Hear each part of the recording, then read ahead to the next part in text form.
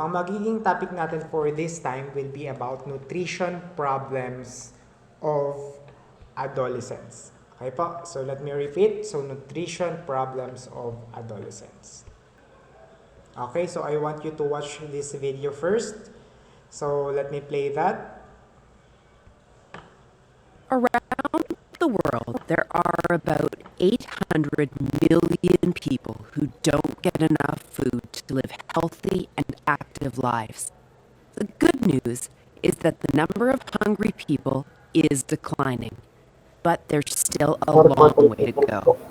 And those numbers do not tell the whole story of hunger. Let's talk about malnutrition, which includes a few key challenges that go beyond simply not getting enough food. For example, many people are overnourished or obese, and that number is growing globally. It may also appear that someone is eating the right amount of food. However, they could still be malnourished. This is called hidden hunger. Lunch and dinner each day, all you eat is white rice. No vegetables, no meat, no sauce. With no vitamins or minerals that normally come from eating a variety of foods, you might feel weak or become sick more easily. You would become malnourished and have hidden hunger. Hidden hunger affects about 2 billion people globally. Malnourishment is especially dangerous for young children.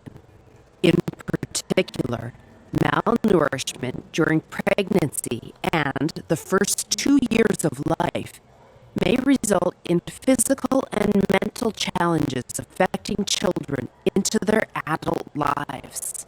The result can be a story of ongoing poverty and hunger.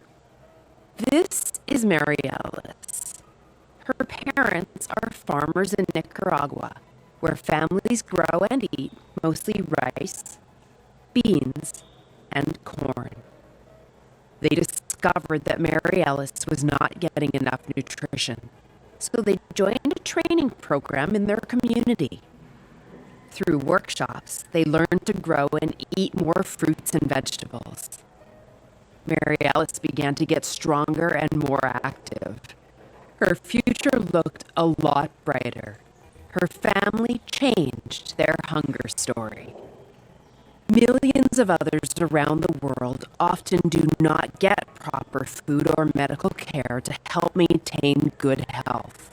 With training and support for their families and communities, they can change their story too.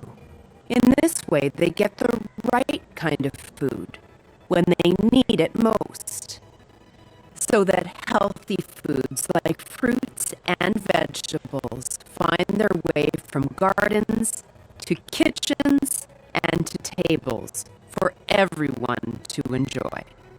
Learn more about how you can support good nutrition for people like Mary Alice and her family. Okay, so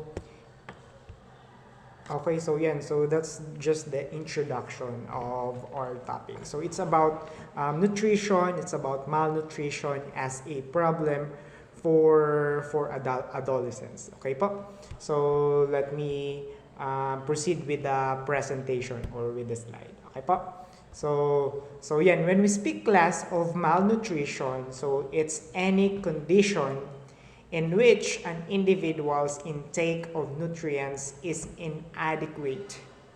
Inadequate means kulang, excessive means sobra, or imbalance meaning hindi tama or hindi pantay. Okay po? So that's what we mean by malnutrition. Okay? So I just want to clarify, I just want you to give this one. So this one, if we can conquer the space, so we can conquer the childhood hunger. So that's from Boss aldrin. So that's good representation of the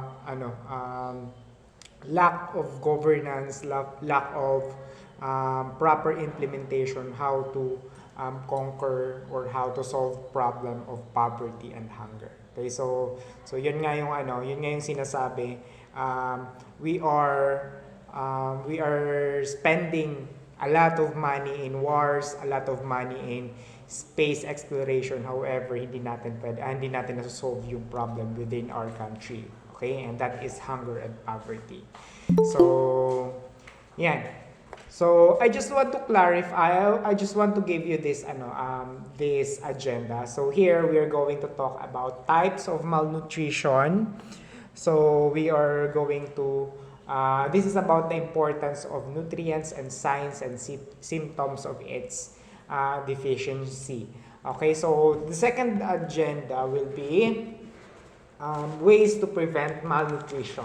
Okay, so here are the possible strategies in preventing malnutrition. And then lastly, we have eating disorders. So there are disorders then psychologically, physically, mentally that are associated with malnutrition. So that's what we are going to talk about that. Okay po? So if you have with you your book, so that particular topic is on page 352. So specifically 352 until 361. Okay po? So please open your book while we are having lectures. Okay po? Para at least you have also the guide. So I just want to clarify a fact that eating a lot does not equate getting the nutrients you need. Okay? So hindi pwedeng kain ka lang ng kain tapos okay na. So you're getting your nutrients needed by your body. Okay? So this is when your food does not contain the nutrients needed by your body. Halimbawa, kain ka ng rice, kain ka ng kain kung anong gusto mong kainin. However, hindi yan sapat, okay, na kain ka lang ng kain ng madami. So still, you need to analyze, you need to identify the food that contains the required amount of nutrients needed by your body. Okay po? So yan. So hindi pwedeng kain lang ng kain. So you should analyze and identify. Okay, so what are actually the negative effects of malnutrition? Okay, so we know already that malnutrition is a bad thing. Kasi nga sabi dun from the definition, imbalance, inadequate, or excessive. Okay, so that's that's a negative thing. Okay po. So number one, we have lower resistance to disease. Syempre, associated with malnutrition is poor immune system.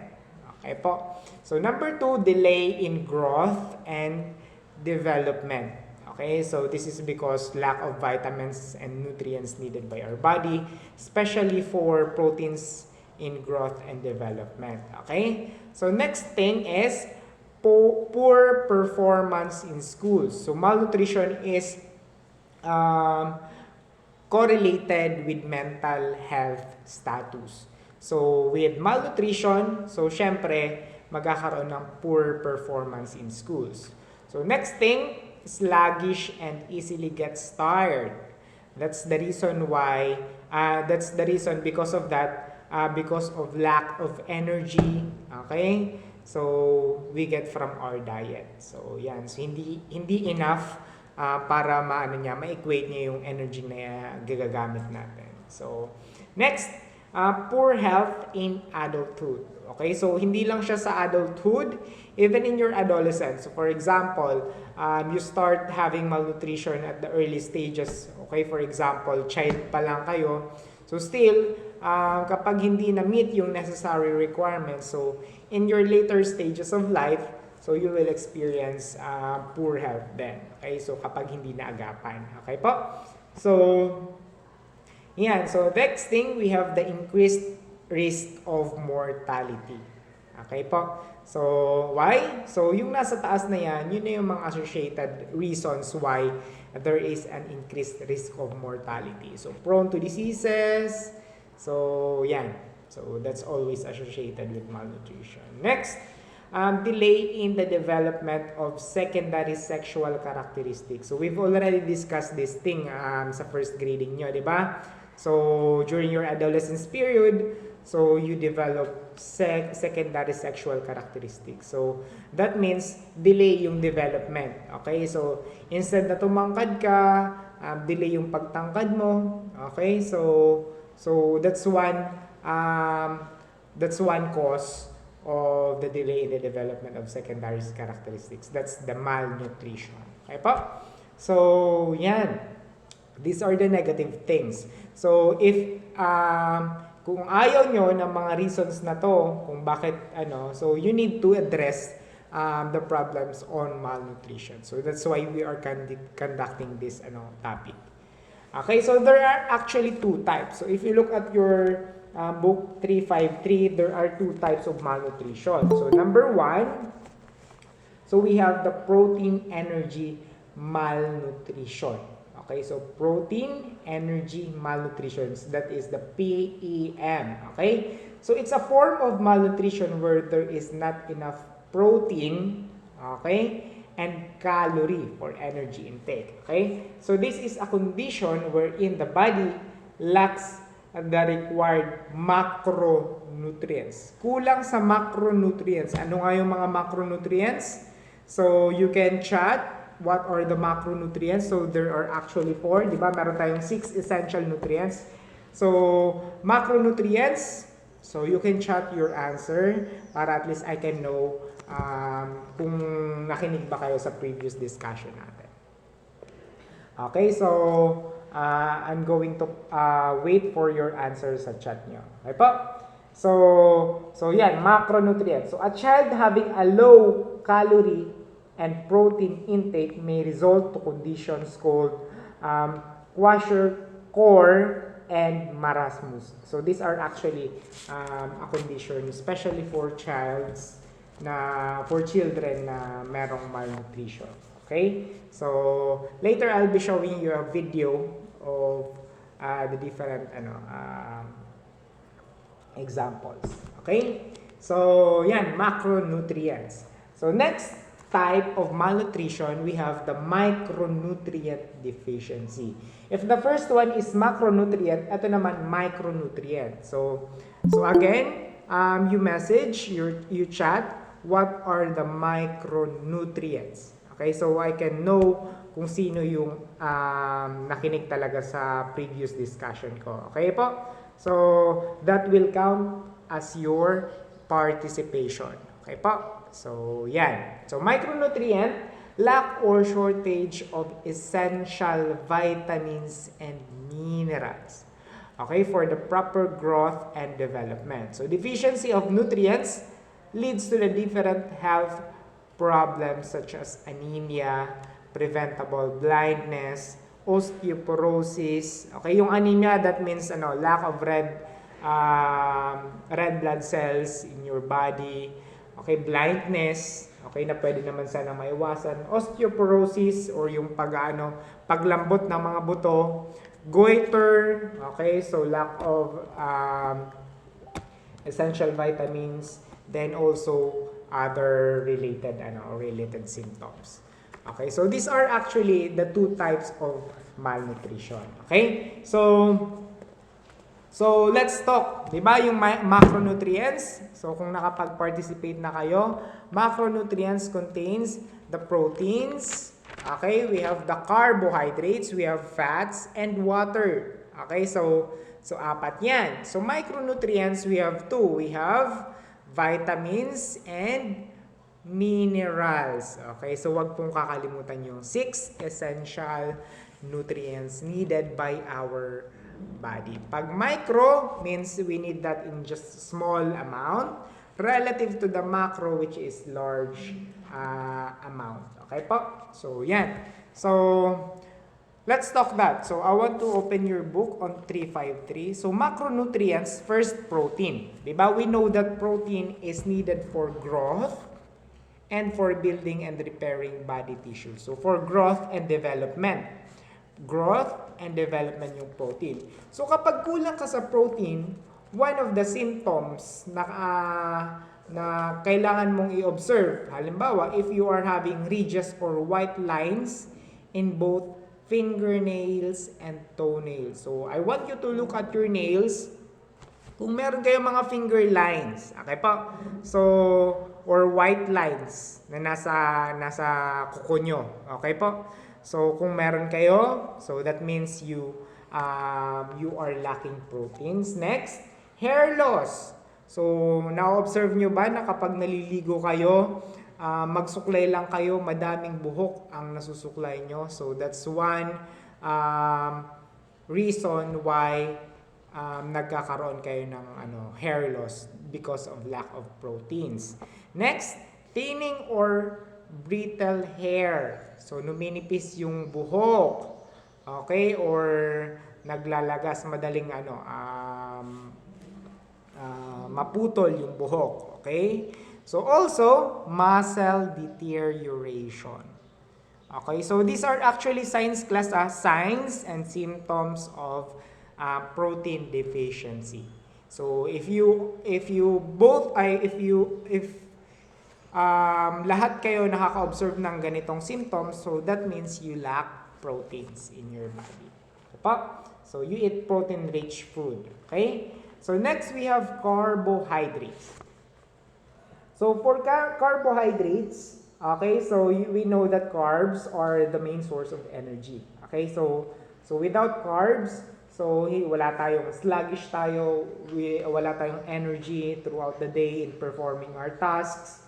So, make sure that you eat carbohydrates. So, kasama dito yung rice, yung potato. So, those are rich in carbohydrates. Bread. Okay pa? So if these are the symptoms that you lack carbohydrates. Number one, irritability. Masyado kayong madaling mairita. Okay? Nausea. Okay? Bad breath. Okay, so pakiamoy nga ng mga breath niyo kung bad. So that means you lack carbohydrates. Next, muscle cramps. Madali kayong pulikatin. Okay, konting takbo lang, konting swimming lang, pinupulikat agad. So yan. Fatigue, madaling mapagod. Okay, hindi pa nga gabi, hapon pa lang, so madali nang mapagod. Next, increase in body fat. So, tingnan nyo nga yung mga tiyan nyo kung talagang makakapal na yung body fat nyo. So, that's one. So, deficit in body sodium. Okay, kulang kayo sa sodium. So yeah. Next, constipation. Okay, pag sinabing constipation, ito yung hirap makadumi, hirap makatae. Okay, constipation. Okay, next, constant headaches. Okay, so parang lagi ka na lang masakit ang ulo. Okay? So, yun. So, constant headaches. Next, body water content deficit. So, these are actually related symptoms. Kasi yung headaches, body water content deficit, constipation. Okay? So, these are examples or these are related symptoms then. Okay po? So that you are lacking carbs in your body. Okay po? So next to carbohydrates, we have fats. Okay, so fats is one of the 6 essential nutrients. So fats is needed for our immune system. Okay, so that's one factor. It helps the body store and use the vitamins. Siya kasi yung storage. Okay? So, kapag hindi naman kailangan yung vitamins mo ng kabady mo, halimbawa, naka-intake ka ng vitamins, so ini-store niya siya as fat. Okay? So, kapag kumulang na yon, so yung fat na yun yung magagamit para at least magamit na yung naka-store na vitamins. Okay? So, if you are lacking fats, so these are the symptoms. So, dry skin. So, pakitignan po ng mga skin kung dry. Hair loss, same thing. Body weight deficiency. So, kulang sa timbang. Cold intolerance. So, ngayon pati, malalamig. Sino yung mga lamigin? Hindi naliligo porque malamig. So, yan. Ibig sabihin, you are lacking fat. Okay? So, bruising. So, palagi na lang kayong may pantal-pantal. Okay? So, meager growth, poor infection resistance. Okay? Konting gasgas lang, infection agad. Okay? So, yan. So, next, poor wound healing. Matagal mapila or matagal mahilom yung wound, for example. And then, loss of menstruation. Okay, so since you are adolescents already for the girls, so if you are having loss of menstruation, that means there is something imbalance in your body. Okay po?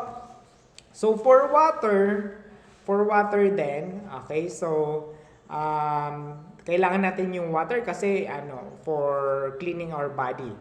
Okay, it needed for waste removal, regulates body temperature, it cushions the spinal cord and joints. So if you lack water, hindi ka mahilig uminom ng tubig din or ng mga kumain ng food na maraming water content, so syempre you will have dehydration, muscle cramps, confusion, nausea, slurred speech, disorientation.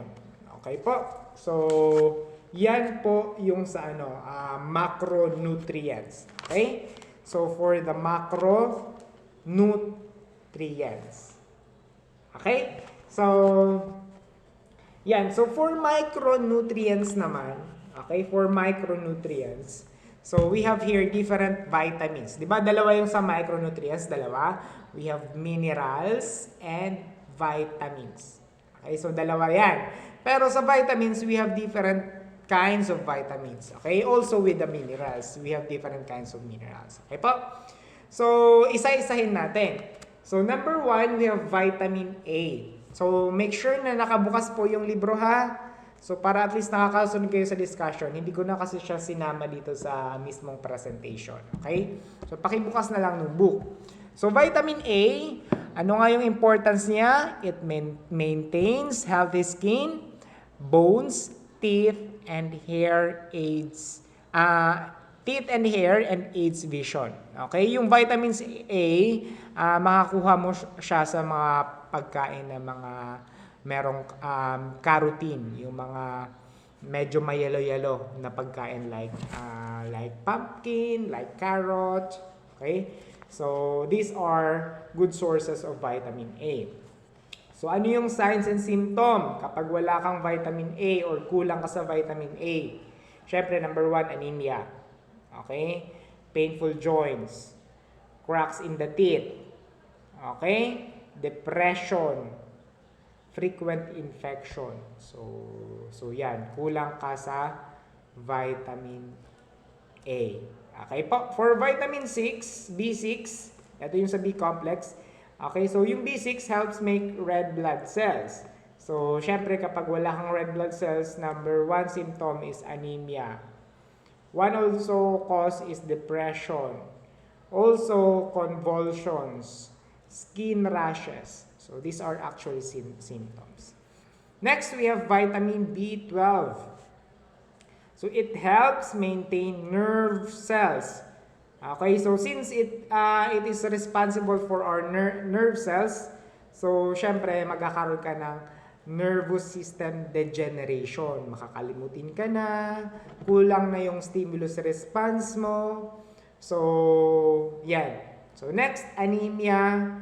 Okay, so progressing to paralysis. So, ito na yung higher level symptom. Okay? And also hypersensitivity.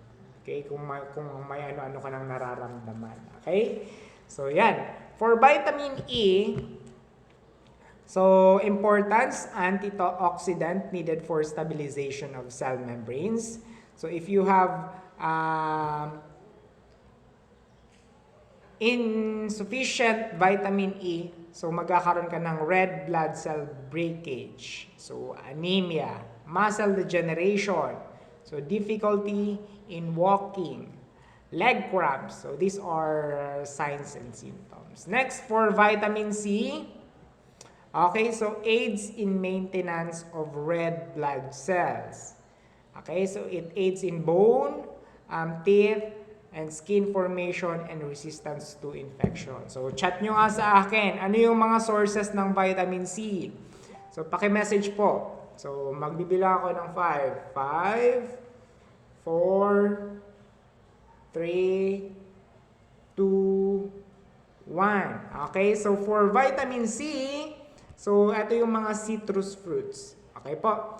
So, yan, very good, very good. Okay, so citrus fruits, yung mga maaasim. Okay po. So, it aids in maintenance of red blood cells as well. So, it aids in bone, teeth, and skin formation and resistance to infection. So, if you are insufficient with vitamin C, so magkakaroon ka ng anemia, anemic. So, pale yung skin mo. So, frequent infections, bleeding gums. Okay, so nagsisipilyo ka lang, dumudugo yung gums mo. Okay, so loosened teeth. Okay, so muscle degeneration, joint pain, blotchy bruises, failure of wounds to heal. So, yan. So, you are insufficient with vitamin C. Next vitamin, we have folate. Okay, folate, it aids in formation of red blood cells and protein. So, anemic, heartburn, frequent infections, smooth red tongue, depression, and mental confusion. Okay po? So, let's come now to minerals as another micronutrient. So, minerals, it helps in regulating the chemical reactions in our body. Okay, so there are 3 listed here. Number 1, iron. So, iron is important in our blood. Okay, kasi it carries oxygen. Okay po? It helps in energy, important for transporting oxygen in the bloodstream, and anemia prevention. Okay po? So, kung wala kang iron, syempre, magkakaroon ka ng anemia. Okay? So, weakness, mahihinain kasi kulang nga sa oxygen yung pag-transport. Okay? Fatigue, madali kang mapagod. Naglalakad lang, papagodin na. Magtataas lang sa second floor, pagod agad. Okay? So, pale appearance, kasi anemic ka nga, ibig sabihin pale yung itsura mo. Parang kumbaga in layman's term or dito sa natin, language natin, malungsi. Okay, pale. Okay? So, yan. So, developmental delays in children. So, merong mga delayed when it comes to development. Okay, for calcium, so since calcium, so sa bone and teeth. So, wag pong kakalimutan, calcium is good for bone and teeth. Okay, so nerve and muscle functioning and blood clotting. So, it helps carry out body processes. Okay po? So, without calcium or insufficient or deficiency in calcium level in your body, okay, so stunted growth for children. Bone loss. O, ito din yung sinasabi kong osteoporosis. So, malambot yung mga buto because you lack calcium. Okay, so yan. So, also zinc. Okay, so zinc plays a role for immune system. Okay, so protein synthesis and wound healing. So without zinc, you will have growth failure, delayed sexual maturation, and slow wound healing. So these are the data showing the importance, okay, also with the signs and symptoms of deficiency of both macro and micro nutrients. So make sure that you take note of yourself kung meron kayong problems na nakikitang symptoms. So tignan nyo lang to kung ano ba yung kulang sa katawan yung vitamins or minerals or macronutrients. Okay po? So yan. Let's proceed with our slide then. Okay, so what are the ways, okay, to prevent malnutrition and micronutrient deficiency? Ano ba yung mga kailangan nating gawin? So here are the ways. Okay, so meron tayong dalawang ways. Siyempre, food-based strategy sa pagkakain natin. Okay? So, dapat we need to supply our body with a sufficient amount of food. Okay? Na merong nutrients, micronutrients, and macronutrients. Okay po? So, number 1, okay, so we have here class food fortification. Okay? I'm sorry, it should be food fortification. So, hindi ko lang siya na ano. So, it should be food fortification. Okay? So, yan. So, it's a process of adding vitamins and minerals to regularly consume food products. Okay? So, yan. Nilalagyan ng ano, sa mga binibiling pagkain, nilalagyan nila ng label na merong ano, halimbawa, fortified milk, okay, yung mga ganyan. Kasi, that means, yung product na yon merong dinagdag na vitamins and minerals para at least maging ano siya, maging nutritious siya. Okay? So, makikita niyo siya sa mga picture na ganito. Okay? So, kung may makikita kayo dito, fortified, vitamin A, iron, and iodine. So this indicates that the product having this particular sign, meron siyang dinagdag na vitamin A, iron, and iodine. Okay? So I know nakikita niyo siya sa mga binibili niyong pagkain in the market. So pag nakakita kayo ng ganyan, so that means meron siyang addition na mga ganyan. Okay po? So addition of certain micronutrients. Okay po? So, yan. So, make sure na yung kinakain nyo, merong mga ganyan. Okay po? So, para at least na ano nyo. Okay? So, next we have here, Biofortification. Sorry, hindi ko lang siya nabigyan ng fee. Okay, Biofortification. So, it's a process of developing nutrient-dense staple crops through breeding. Okay? Breeding rather. Okay? So it's a process of developing nutrient-dense staple crops through breeding. Ito na class yung mga ito na yung mga bioengineered products like rice, 'di ba? Tingnan nyo.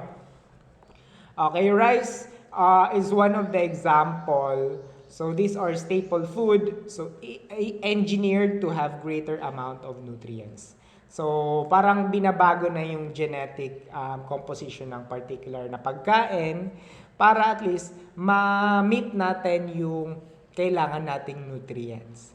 So, that's one way, okay, sa pag-prevent ng malnutrition. So, dun pa lang sa kakainin natin, binibigyan na ng solusyon, okay? So, minomodify na para maging natin sa katawan. Okay? So, next one, we have Dietary Diversity. Pag sinabing dietary diversity, so it is just simply eating a variety of food.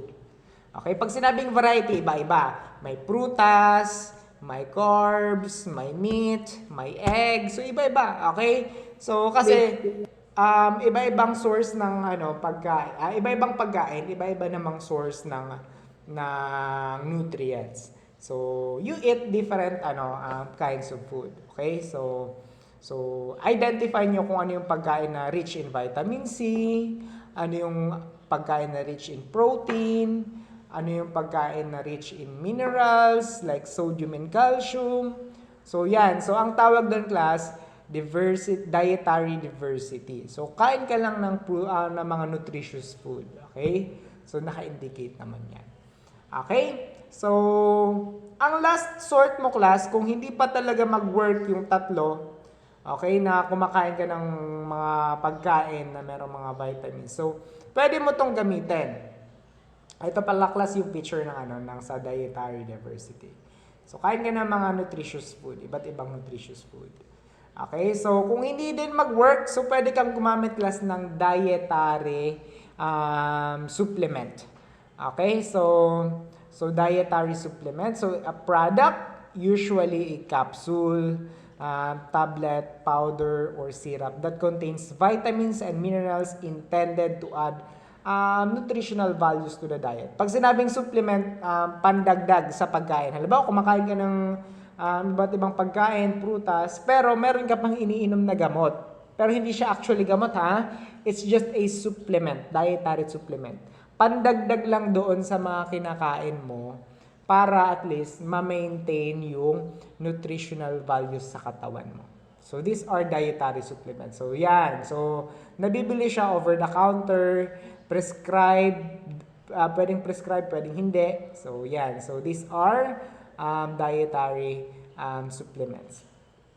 Okay, so yun yung mga food-based strategies. Huwag pong kalimutan. We have food fortification. Okay, we have biofortification. We have dietary diversity. We have dietary supplement. Okay? For the second strategy, aside from food-based, we have the public health approaches.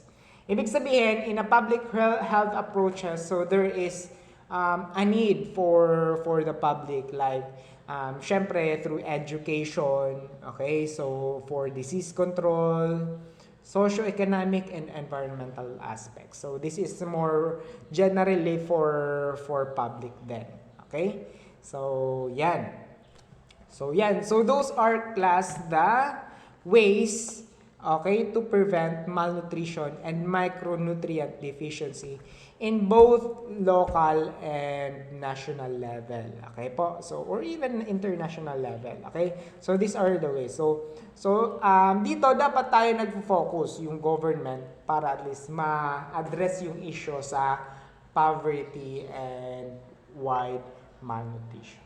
Okay? So, yan. So, those are the ways. So, next thing, okay, na pag-uusapan natin class, yung third agenda natin, yung sa eating disorder. So, malnutrition, yung sa malnutrition class, iba-iba yung reasons, okay? So, there are reasons not only poverty, but also disorders, okay po?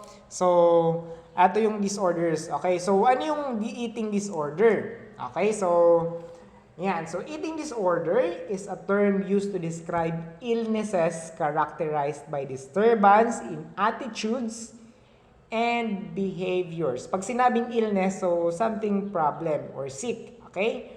Of eating, body weight, and body image. So, yun po yung parang sakit na siya or disorder na nga. Okay po?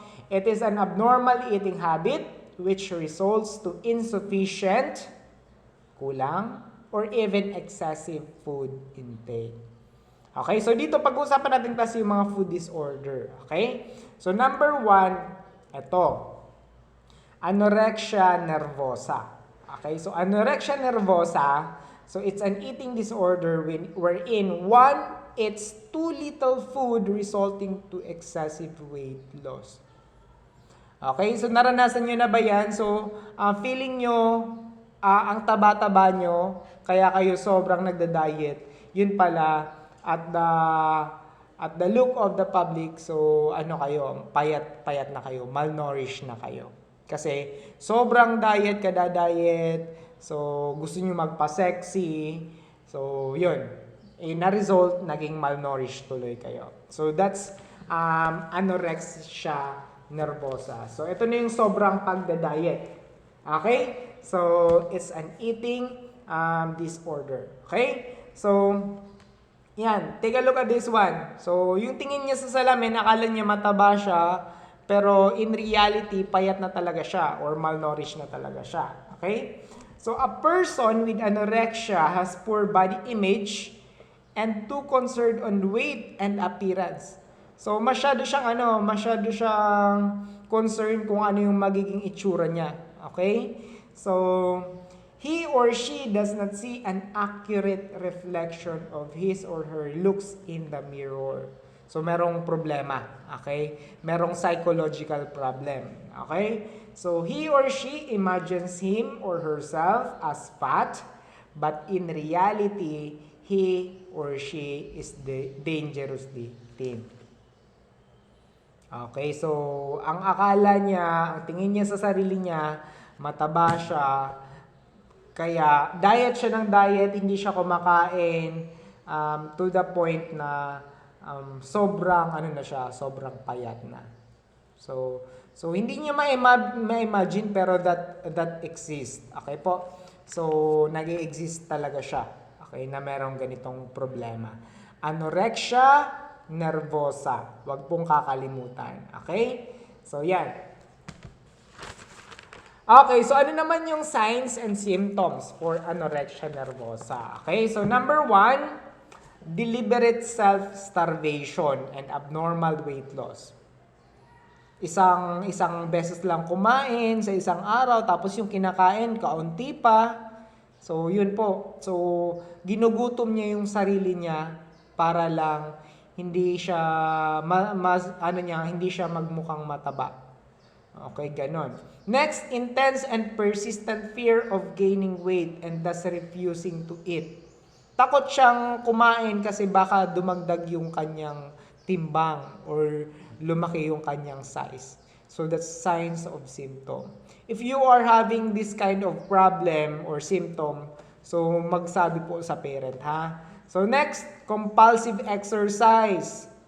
Grabe, morning, tanghali, afternoon, evening, nag-exercise para lang doon. Okay? Para lang hindi siya magmukhang mataba. So, yun po yung signs and symptom ng anorexia nervosa. So, ano naman yung problems or health consequences?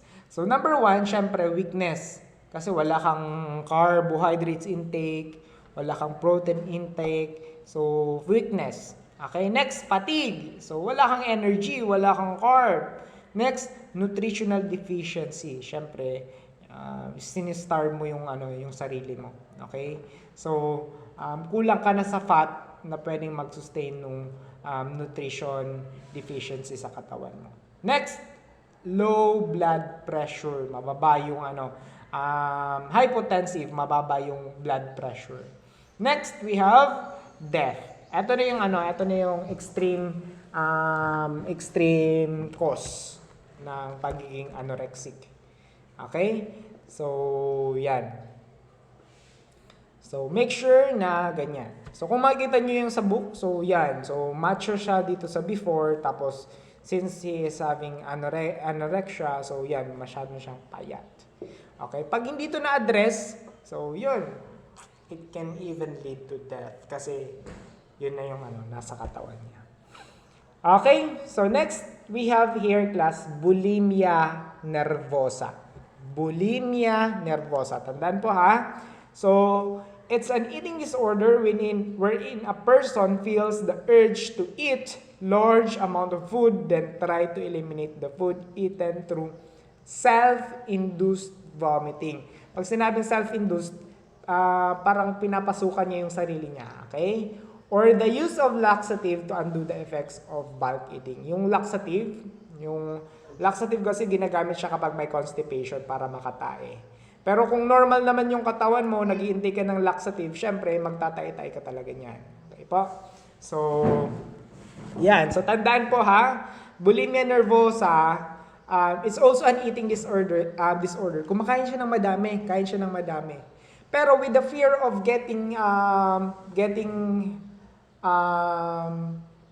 weight increase or ayaw tumaba, so ang ginagawa niya, since hindi niya mapigilan yung pagkain ng madami, so yung kinain niya after that, sinusuka niya din. Okay? So ang ginagawa niya para sumuka, so self-induced vomiting, yung daliri niya, pinapasok niya dun sa dulo ng kanyang ng bibig para at least masuka siya. Okay? So masuka siya and ilabas niya yung kinain niya. Okay? Hindi siya tumaba. Okay? So people with this disorder are too concerned about their weight as well. Just like with the anorexia and appearance. Just like with the anorexia, they see themselves fat sa mirror even if they are actually not. So ang pinagkaiba lang sa anorexia and bulimia, anorexia, self-starvation. Ito naman sa bulimia, kumakain siya pero self-induced vomiting. Okay? So, yun po yung bulimia nervosa. Okay? So, eating large amount of food para hindi siya tumaba, self-induced vomiting. Then, ang result nun class, syempre, weight loss din naman. Okay? So, eto, a person's tendency to becoming bulimic is illustrated through this cycle. So, tignan nyo. So, it's a cycle of compulsive eating. Pag sinabing compulsive, kain lang ng kain, hindi mapigilan. Okay? So, and then, a cycle also of self-induced vomiting. Okay, so after eating large amount of food, the urge to undo the effect of too much food intake through self-vomiting para at least walang epekto yung kinain niya. Okay? So after vomiting, the urge is to crave for food again. Okay? Kapag sumuka siya, syempre magki-crave naman siya ng pagkain. Kain naman siya ng madami. And then the cycle goes on and on. Okay? So without treatment, so this can lead to serious consequences. Okay? So, ito yung signs and symptoms na you are bulimic. Okay? So, number 1, exhibiting signs of dehydration. Okay? So, dehydrated ka since na sumusuka ka nga. Next, bloating and irregular bowel movement. Bloating, ibig sabihin, labtog yung yung tiyan, and irregular bowel movement, nagtatae. Okay, so pwede kang gumamit ng laxative. Next, soaring in the mouth and throat. Kasi yun na nga yung sinasabi kong self-induced vomiting. Pinapasok niya yung daliri niya dun sa base ng kanyang mouth para siya masuka. Okay, so syempre magkakaroon ka ng sugat sa loob ng mouth mo. Next, large food intake with no weight gain. Kain ka ng kain. Since na sinusuka mo rin lang naman, so no effect lang din naman yung pagkain. Next, exercising excessively. Same thing with anorexia. So it also exercising excessively or compulsively. Next, going to the bathroom immediately after meals. So bakit? Kasi para magsuka. Okay? So para magsuka. Okay, ito yung health consequences. Number 1, dehydration. Okay, so number 2, weakness and fatigue. Number 3, potential gastric rupture during periods of binging. Okay, so yan. So, syempre kain ka ng kain. Kawawa naman yung sa tiyan mo. Okay? So, next, electrolyte and chemical imbalances. Next, chronic irregular bowel movement. Uy! Okay? So, yan. So, these are actually the health consequences.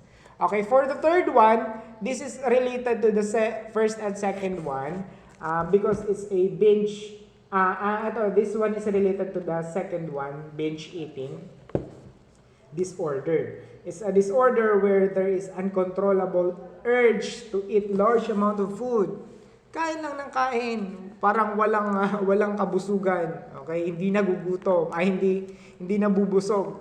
So it's also called as compulsive overeating. Okay? So, yan. So, once in a while, a person overeats. So, there's no problem with that. But if a person can no longer control the compulsion to overeat, so, kain lang ng kain. So, solusyon yan, alisan mo ng pagkain. Okay? So, yan. So, that's where the problem lies. So, there is a so this one is a psychological problem, okay, since a person is suffering from this disease.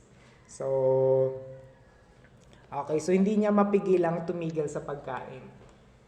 Okay? So these are for depressed, stressed, or nervous people. Okay, ito yung sa mga nade-depressed, nai-stress, nag-break up. Okay, so yan. So, instead of expressing their feelings, they turn their attention into eating. Parang ito yung sinasabing stress eating. Okay, so kapag nai-stress, kain lang ng kain. Pag may problema, kain lang ng kain. So, kapag hindi yun na-control, so that could lead to a binge eating disorder. Okay? So, yan. So, this is a common cause of obesity and the risk of having cancer, chronic, and cardiovascular diseases. So yan. So yung yan po yung mga problems associated with binge eating disorder. Kaya control lang dapat ng pagkain. Okay? So what are the signs and symptoms? So number one, so since na eater ka, so natututunan mo nang magnakaw ng pagkain sa kung saang bagay. Next, syempre, since binge eating disorder, mataba ka. Okay? So overweight, obese. Next, lack of control during binging. Hindi mo mapagilang kumain.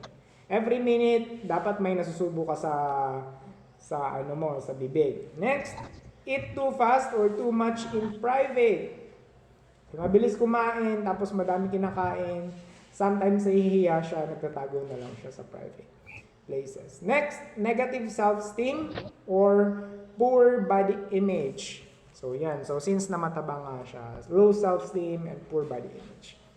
So these are actually classed the health consequences. Mataas yung cholesterol level. Mataba kasi siya, kain lang na kain. Next, high blood pressure o hypertensive na siya. Okay? Kasi naninikip na yung mga ugat niya sa katawan. Next, diabetes. Okay? Since kumakain siya ng madaming carbs every day. So next, gallbladder disease and even heart disease. These are actually related diseases with the binge eating disorder. Okay po? So, yan.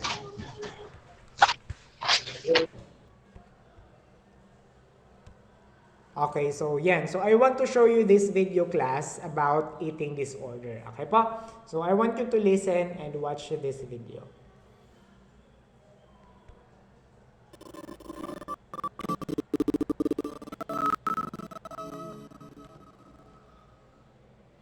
Everything in my life felt out of control, except my eating. Everyone lied to me about my weight. They said I was thin. I knew that wasn't true. I felt empty, so I ate. Then I felt guilty, so I got rid of it. Once I started eating, I couldn't stop, no matter what anyone said or did.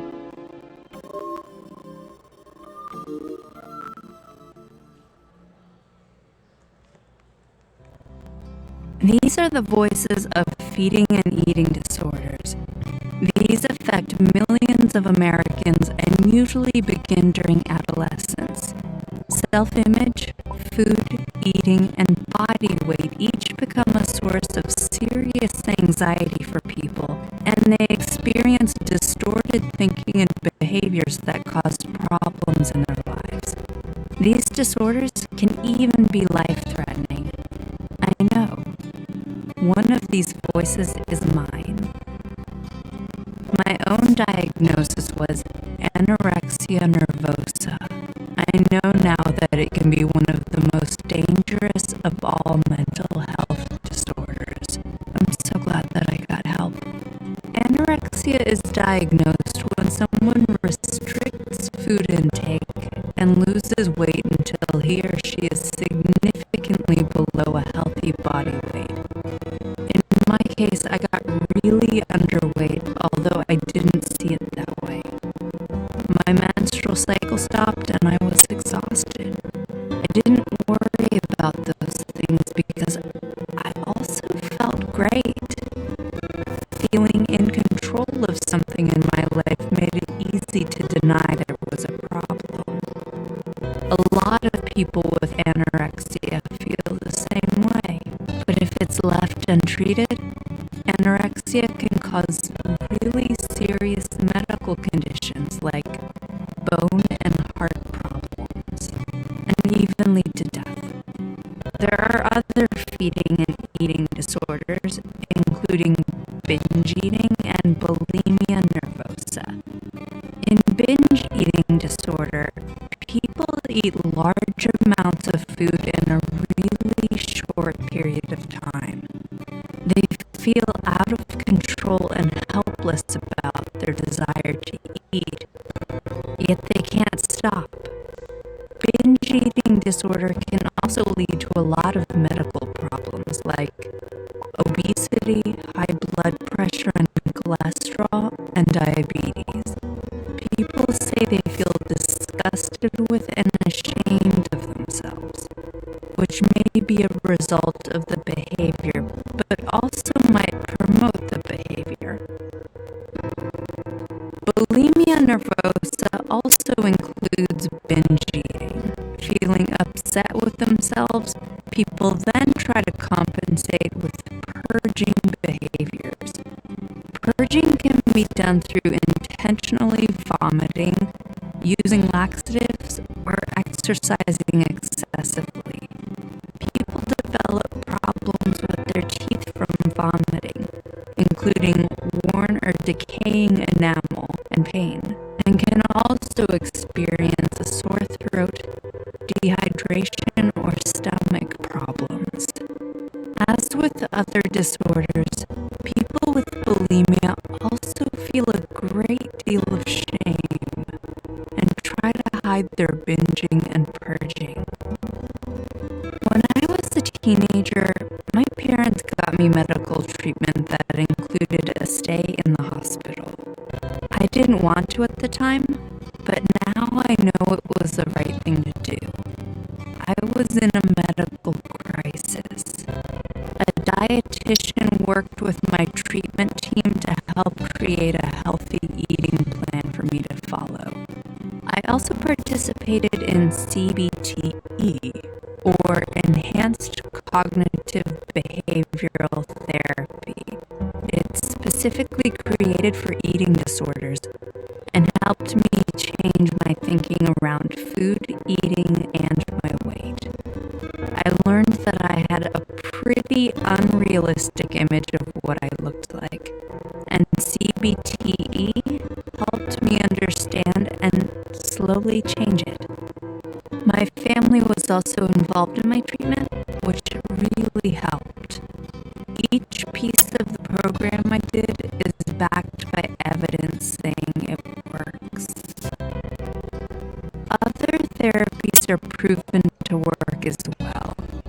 Interpersonal therapy, or IPT, helps people understand their eating behaviors as well as how they interact with people in their lives. Finally, some people with eating disorders get benefits from medication, which helps with those stubborn thoughts, as well as the depression and anxiety that often comes along with these diagnoses. My experience with anorexia nervosa was life-changing. I understand now that food can become more than just food for some people. It can take over thoughts and feelings, but with evidence-based treatment, they can get their lives back and develop healthy relationships with food. I know. I did.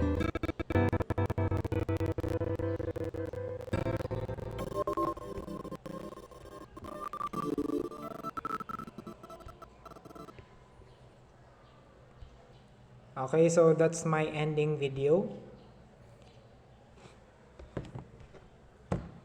So, yan.